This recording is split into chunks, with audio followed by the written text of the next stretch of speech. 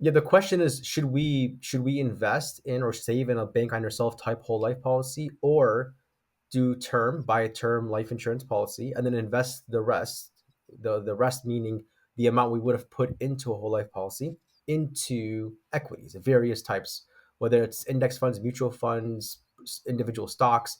In other words, we're buying equities with the difference of the whole life premiums. And, And then, almost yeah, nobody has ever done the math there, by the way. Like the phrase buy term and invest the rest, yeah, for folks that don't know, that came out of a marketing campaign from the early 80s. A guy named A.L. Williams and his group, which ultimately became Primerica. They pushed uh, this idea of getting people out of their whole life policies that they had in the early 80s. Terrible time to do that. Long story, as interest rates were surging, whole life dividends were getting into the double digits at that point, and yet AL and his buddies push people to get in the market. And so, yeah, they cashed out their whole life premium. Let's say you were paying $1,000 a month on whole life insurance. Well, A.L. Williams and his friends could say, well, let's just spend $100 on term insurance and then invest $900 a month in the market. And so, has that worked? And would it work now? That's kind of the basis of why I wanted to have you come on, because I just thought your spreadsheet was awesome. So okay. let's go through the spreadsheet, and you're going to have to do your very best to tell folks, if they're only listening to this, what we're Yeah, looking at. But then for folks that are able to see the video, it'll be put up on the show notes as well. So, Sari, you've got your screen shared here, and I'm seeing someone who's 40 years old, and yes, I see correct. a premium of $36,000 a year going into, I assume that'd be a whole life policy built for like the bank on yourself way, for as much cash accumulation as possible, as little death benefit as possible. Is that right? Correct, All yes. right. So walk us through what we're looking at here, and any information that you want our listeners to hear as well. Yeah, definitely. So this is a whole life policy we're looking at, set up to be paid in for 30 years. So 30 years, $36,000 per year.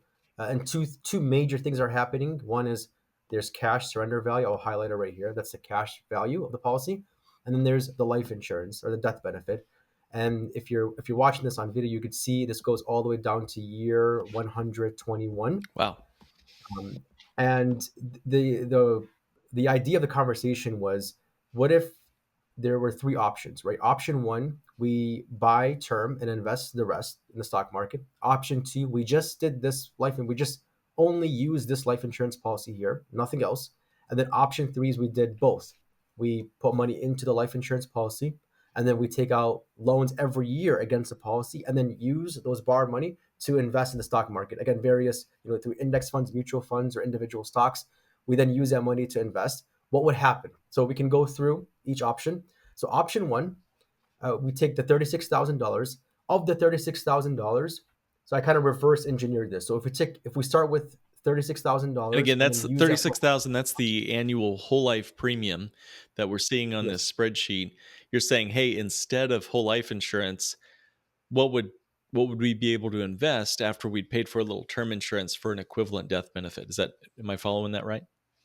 exactly, yes. So in other words, $36,000 in whole life insurance in year one would get you $623,000 in life insurance in year one. So that's 636,000 in a whole life policy would get you 600,000 in life insurance. For a term policy, $600,000 in life insurance would cost you $1,616. This is for somebody who's pretty healthy and 40-year-old, a male. So a 40-year-old male who's pretty healthy would pay around $1,616 a year for 30 years. Now, right from the start, if you are a Dave Ramsey follower or Susie Orman follower or a traditional financial advisor, you're like, see, there it is. That's the problem. $36,000 for $600,000 in whole life insurance, or sixteen hundred It's a dollars big for six hundred difference. thousand dollars in term. Big Yeah. difference. But that it would be unfair to just pick one of those based off of a quick analysis like that. There's a lot more investment planning and financial planning that needs to be addressed to come up with the right Oh, conclusion, which yeah. is exactly what we're going to talk about So, here. Sari, that's So a big deal. So, yeah, the Dave Ramsey disciples listening might say, "Well, wow, yes, that's an extra 34 grand in commissions." That's what they think that the agent got. Now, you know this very well intimately. if you built a bank on yourself policy with 36 grand of premium, do you make a commission? Do you make a commission of 34,000 bucks? The answer is Absolutely not. No. absolutely not. Yeah, not even close to that. Why? Yeah. Because of the way you designed this, Sari, was for Yeah. cash accumulation. In year one, he's already got a cash value of 26,400 bucks. So it cannot be paid a commission to an agent if it's going in cash Yeah. value to the client. Now, in Mhm. the Correct. first year, you're right. There's some cost of insurance there, but as you look down the page, just to give our listeners an understanding, if you can't see every year, by year 4, he's got a cash value of 127,000. By year Yep. 15, he's got a cash value of 679,000. And oh, by the way, the death benefit. What's the death benefit doing over these prevailing years? It grows every single year. Yeah, by year 15, he's got a death benefit of $1.58 million.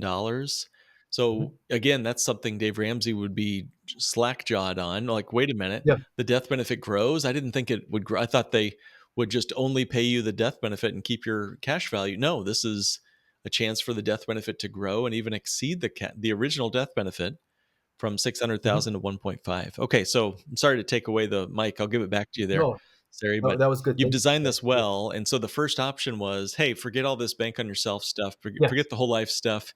Let's just throw 1,600 bucks into a term life insurance policy, keep a flat death benefit of 600 grand. And we will, as Dave Ramsey says, self-insure by putting the money in the stock, the 34,000, difference of 34,000 bucks in the stock market.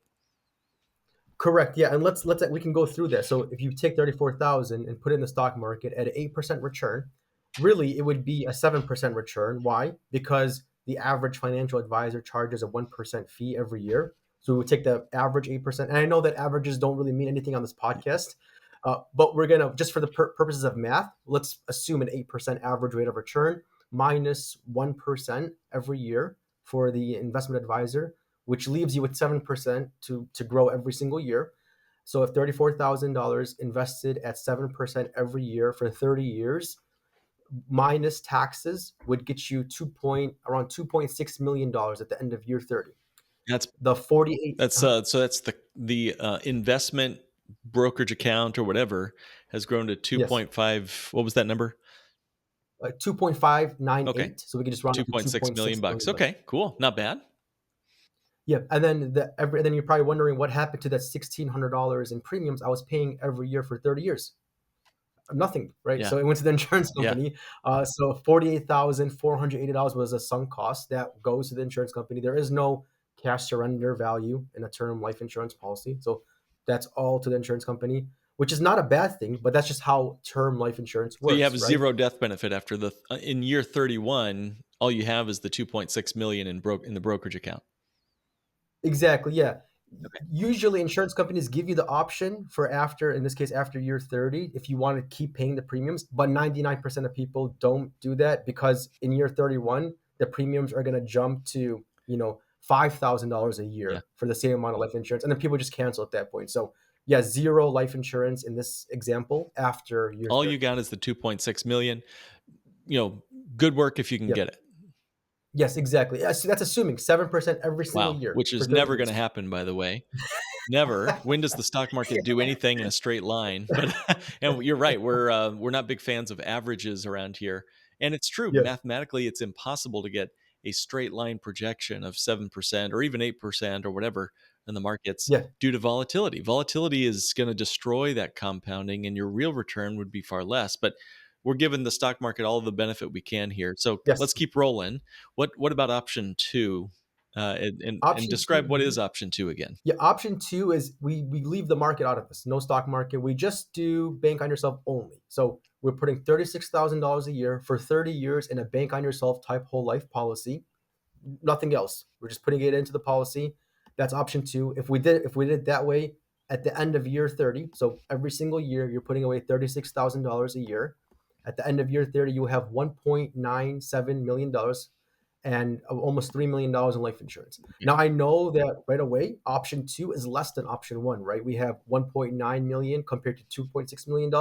But option two isn't bad because there's zero risk, zero investment advisory fees, and no taxes at all on that money. So, Wow. yeah, So the taxes piece, on option one, we briefly mentioned it a second ago, but Yeah. what are the tax implications of the brokerage account option one? If we're just going to invest this money, what is his cost basis over 30 years? 36,000 bucks times Yeah. 30 Very good years, question. that's 1 million bucks. That means he's got 1.6 million in total gains in his brokerage account in option one. So, what are the tax ramifications? You're a tax expert here, Sari. What happens to a brokerage account when we try to take all of our money out of the brokerage account for retirement income or something like that? Do we get to keep 2.6 million? Is it really ours?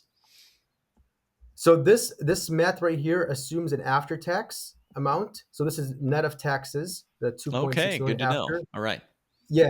So, but you're right. We would have to consider taxes. Usually, if the stock, a lot of the stocks would be held at long-term capital gains, and then there'd be a lot of usually qualified dividends with a lot of these types of brokerage accounts. There could be interest, there could be non-qualified dividends, there could be short-term capital gains. But I just again, I'm giving the financial advisor the benefit of the doubt and giving them the better math just to just so I'm not biased in this example. I just great. assumed a flat 20% tax that includes the long-term capital gains, the qualified dividends, and then when the client is filing their taxes, they might have deductions and credits. So I just did a flat 20% 20% tax.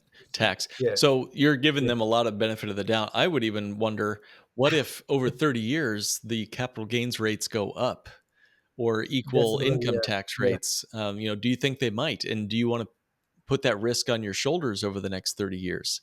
So again, the brokerage account, you're giving them all the wind in their sails possible for option one. And so exactly. far it looks like option one is winning. We should buy term and invest the rest according to option one. You could have 2.6 million net of Mhm. taxes and fees versus Yes, the life insurance, which had, what was it, 1.9 million. I 1.9 sure million. would like to have more money, please. Thank you. So is this case closed? Yeah, absolutely not. No, so we still have option three, and one of the ideas, right, of this podcast and what we do for a living, right, is being innovative, thinking outside the box, not being average. So what if we did both, right? We put money into this policy, we put $36,000 into this policy, and then we borrow against the policy, which is a huge part of bank on yourself, is banking on yourself, borrowing against the policy. And you could do whatever you want with this money. You don't have to take the loan out and invest it in the stock market. It doesn't have to be business related or investment related. You could do whatever you want with this money. But let's just say we did invest this money, and let's just say we invested it in the same place we invested in option one. Same types of financial assets, same investment advisor, same 8% projection minus the 1% investment advisory fee. What would happen then? Mm, So if we did it that way, we put $36,000 in, and then we waited until year two to take out a loan. So years two all the way down to year 29, we took out loans every single year of $25,000. We put into the stock market. What would happen? So at the end of year 30, net of taxes and fees, we'll have $1.9 million in the brokerage account. We'll have an outstanding life insurance policy loan of 1.759 million. That's every year we're taking out $25,000. We're not paying back one penny back to the insurance company. We're just taking out loans. mm, And then we're assuming a 6.2% interest rate on this policy. And then assuming it stays the same for the next 30 years, we'd have $1.759 million as an outstanding loan that we owe the insurance company against the policy. So the idea here is, what if at the end of year 30, we took from the brokerage account, we took the 1.9 million, we pay off the policy loan, we'd be left with $144,000 in the brokerage account. We'll have $1.9 million in the life insurance policy paid up. mm. There's no completely liquid, and we'll have $3 million in life insurance. Wow. And remember, in all three scenarios, option one, option two, and option three, the client is putting $36,000 a year somewhere. So $36,000 is leaving the client's pocket every year in all of option one, two, and three. So it's not like option three, he has to pay more money. It's the same $36,000 a year.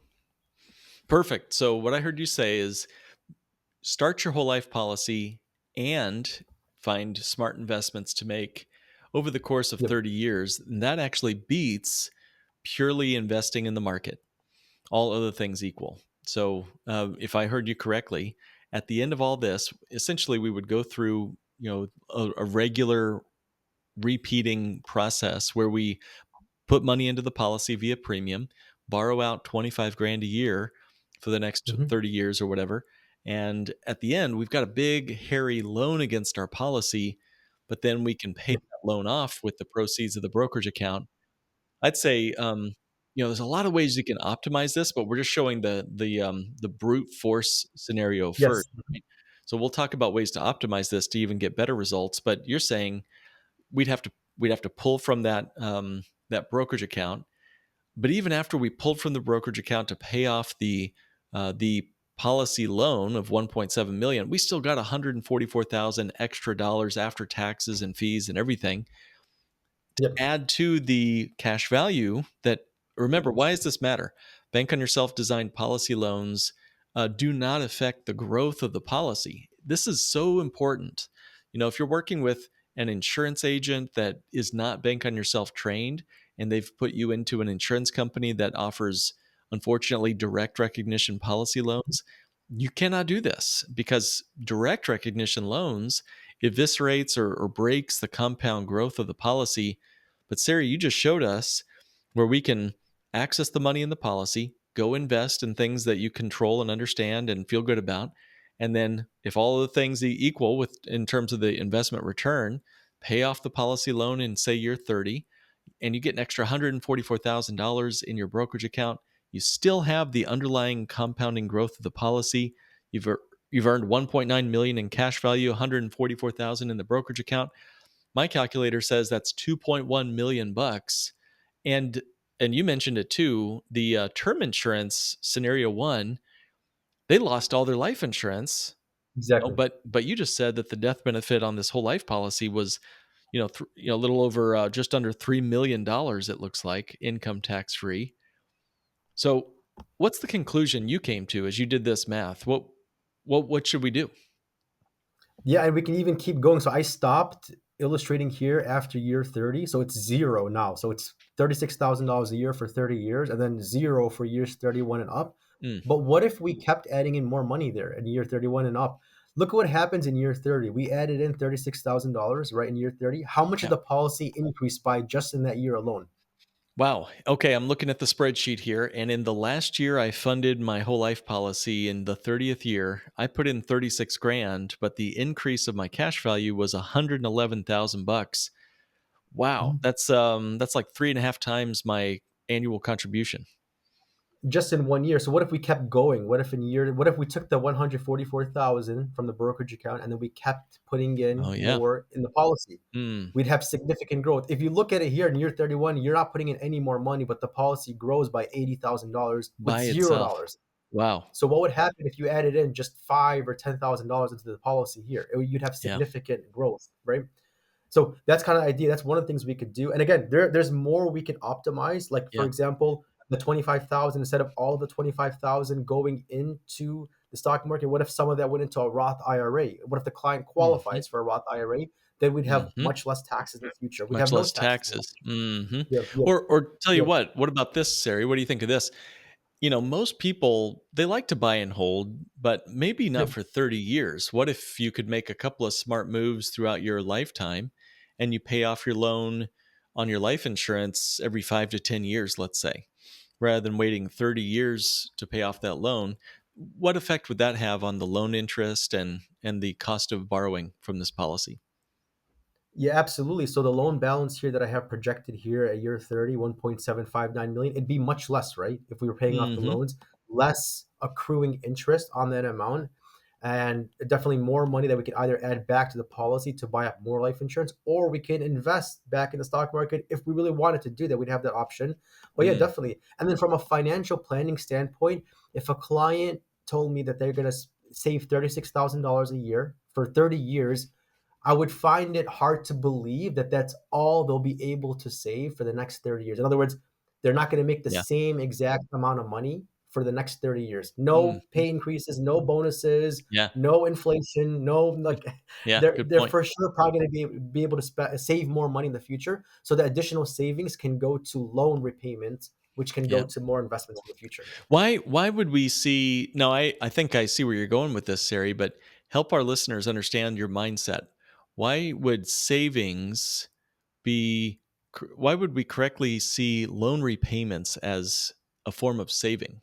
Yeah, definitely. It's going to translate. It results in more growth. So if this number is lower right here, if year 30 the loan balance is lower, Mhm. then that means that the brokerage account amount would be higher, or the cash surrender value would be higher because we'd be allocating more back towards the policy. If there's room to add in towards the paid up additions rider and the life insurance policy, the loan, the whatever we could save can get reinvested back into the policy because this number would be lower right here, Got it. the Yeah. loan balance. So that would translate into almost like a form of saving or investing loan repayments. hmm Yeah, that's a good way to put it. So, like most people hear the word loan repayments and they don't think Yeah. savings. That's not a form of Mark, I got a car payment.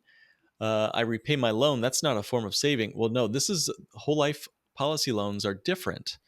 When you have a loan repayment to your policy that you own and control, repaying the loan unlocks the dollars to spend again in the future. And so you're right, repaying a loan.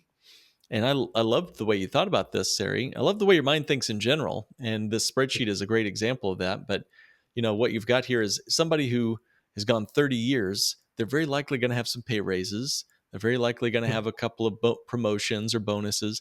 Those extra dollars could go to pay down policy loans so you don't have to spend so much of your brokerage account in retirement time when it's time to pay off this policy loan. That's only going to it's going to lower the cost of borrowing in the life insurance, since these loans on life insurance policies are usually simple interest all year long. That has the net effect of lowering your APR when you pay down loans over a reasonable period of time. This spreadsheet is awesome, but I say it breaks one of the 8 rules of Bank on Yourself, which is to pay off the loan over a reasonable period of time. Yes, definitely. One of our best, I guess, a Bank on Yourself professionals, his name is Jim Conrad. He has 8 rules, and I'll find his episode here for everybody. But one of the rules is pay off loans over a reasonable period of time, and that has the net effect of lowering the cost of borrowing. And I like your idea of let's find other means to pay off the loan so you can keep your investments growing and compounding in your brokerage account or whatever. And I like your idea too about the Roth IRA. Mhm. That we can spread around where these investment dollars go. So, um, I thought too, like as the investments come in and you earn some more, return on let's say your stocks or your real estate, you could add more from the profits of those investments into the policy as paid up additions, which only accelerates how fast this thing can grow, the policy itself. So basically, what I'm hearing you say is it's not either or. It's not Yeah. either invest in the market or get a whole life policy. It sounds like the best option is both and. Am I hearing that right? Absolutely. Yeah, definitely. It's not either or. We don't have to choose between the stock market or bank on yourself. We could do both, right? We could hmm do both, and we can even optimize it. Let's just say you wanted to stop putting in money into the market. You could do so. You could pay back loans sooner. You don't have to wait until you're 30. So there's a lot more control over this than I would say than just putting $36,000 away into the stock market alone. And again, we're given the benefit of the doubt to the advisors. We're saying that you're going to get 7% every year, 8% minus 1% return. Again, what if there's another 2008 that happens? This policy itself is not going to be connected or correlated with Yeah. with the market. It's not going to go down when the stock market goes down. So it gives you a little bit more kind of insurance for I wouldn't necessarily call it insurance for your investments, but I would look at it from that standpoint of this doesn't go down when other investments go down. Sari, do you see this as a sort of stop loss in terms of what someone might lose? If you've lost everything, let's say your Bitcoin goes to zero, your Yeah. policy is still compounding, and it sucks because you're going to have to pay off that policy loan with something other than the investment returns. But let's say that you chose a meme stock that went to zero. Whoops. Yeah. But you borrowed from your policy. At least your policy is still earning interest and dividends and compounding as if you never took the loan to Yeah. invest. So at least we have that to sort of as act as a form of a stop loss. Do I understand that right? Yeah, absolutely. Yeah, because once you pay off that loan, you're now more than where you started, right? Right. Because the train kept moving, right? The compounding never stopped. So when you pay back that loan, you're better than when you started with the policy. You're at a higher amount than when you started. So I would look at it from that standpoint as like a stop loss because the growth wasn't interrupted. You didn't lose just because the Bitcoin or the meme stock, whatever you invested in, went to zero. Doesn't mean this policy goes to zero. So I like that idea, that analogy. And so this doesn't have to just be stocks that we're investing in. It could be real estate. alternative investments, uh, any income producing asset. If this was a income producing rental property, then that's even more, right? Because it's producing cash flow that you're not even showing on this spreadsheet, or dividend paying stocks, or the sky's the limit, right? There's no prohibited transaction on how you can use your cash value, right? Exactly. Yeah, you could. I think it would even work better if you invested somewhere that generated income, so that way you could use the income to repay the loan faster, which means less interest to the insurance company that you're paying, Yeah. and more growth. So yeah, this is kind of like from an investment standpoint, I would say the lesser ideal way or less optimal way, meaning there's better ways to do this, and the better way would be to use the investment income or dividends to pay off the loan, for more growth. Is there anything we're missing or any consideration here that we need to make sure folks know about? Obviously, we can't give investment advice over a podcast. We don't know what stocks each person listening to this should Yeah. go buy. But in terms of like things to consider or ponder further, what do you recommend folks do a little more digging on? Yeah, absolutely. I mean, when I first started this, right, I talked about we did $36,000 in the whole life policy for 600,000, or $1,600 a year for $600,000 in term policy. My question to you is, Mark, what if it was just a death benefit example? What if it was just a death benefit intent? Hmm. When are you most likely going to need life insurance, at the age of 40 or the age of 70? Right. Which one's more Yeah. likely to Like need life older insurance? ages. Yeah. 70 or beyond. Yeah, exactly. So one of the things that a lot of financial advisors would do is say, invest the difference. $600,000 in term is going to be way cheaper, but that's not really the likely thing. I mean, it's good, right? We're less likely to pass away when we're younger, which is a good thing. But the consideration for, even if this was a death benefit play, even if this was a death benefit intention for death benefit, whole life would still be a better fit than term, because we'd have all these years right here later Yeah. on. Let's say we pass away at the age of 100, Hmm. then we'd have, in this case, almost $6 million in life Wow. insurance. Yeah, exactly. Which is term. Term wouldn't be able to do that. Well, term wouldn't even exist at that point for 99% of folks. So you're right. Let's